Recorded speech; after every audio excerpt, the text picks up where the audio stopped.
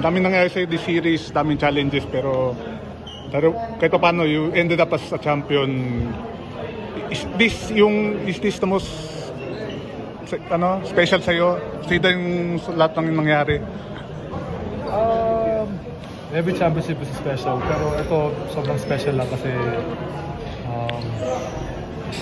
nailabas ko talaga yung yung saloobin ko. Nasabi ko yung usually hindi ko nasasabi. Like sa inyo, like I'm seeking help, blah blah. Kasi dati hindi ko kayang sabihin kasi lumalabas sa isip ko na I'm making excuses, di ba? Lumalabas sa isip ko na parang hindi ako nagiging lalaki in a way na gano'n. So yun yung para sa akin na sobrang saya kasi hindi ko lang natulungan sarili ko. So, malay mo, may natulungan din ako nun habang nanonood sila o nakikinig sila sa interview, nababasa sila ng interview. Diba? Malay mo, may natulungan ako na ganito rin pala na pagdadaanan para sa akin. Na baka mag-speak up sila, humingi sila ng tulong. So yun. And then syempre, sobrang sweet din kasi yung mga teammates ko hindi naman lang tiwala sa akin.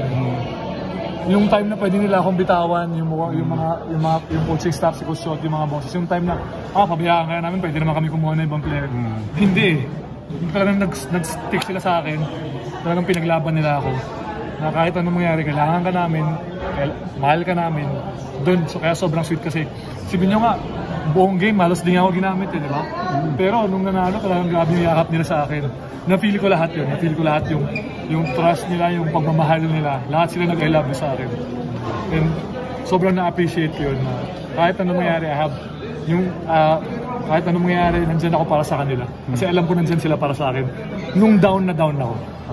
Poy, was there a time na, yun nga, parang nagkakagulo kayo after that incident na there was no chance na makuha nyo itong championship? Hindi naman. Hindi kami nagkagulo. We're more relaxed. Coach Shot, grabe. Sobrang relax niya. Sa totoo lang. Sobrang relax niya. So kami nakita namin na sobrang grabe yung adjustment niya. So kami nag-adjust kami para sa kanya. Then dahil doon, kasi kailangan na maging connected kami. Maging connect kami lahat and we compete. So yung connectedness na yun, yung pagiging connect namin, naramdaman namin sa loob ng court, nakita namin kanina. Kaya nakuha namin itong panalo. Tsaka kaya nagtiwala kami sa isa't isa na kaya namin. Ang sinabi mo kay Glenn nung niyakap mo siya, ng maigpit? Nagpasalamat ako sa kanya siyempre. Sabi ko, salamat kasi naging matigas sa ulo mo, naging matapang ka. Salamat kasi tunay ka kaibigan. Okay. Thank you, Poy. Thank you.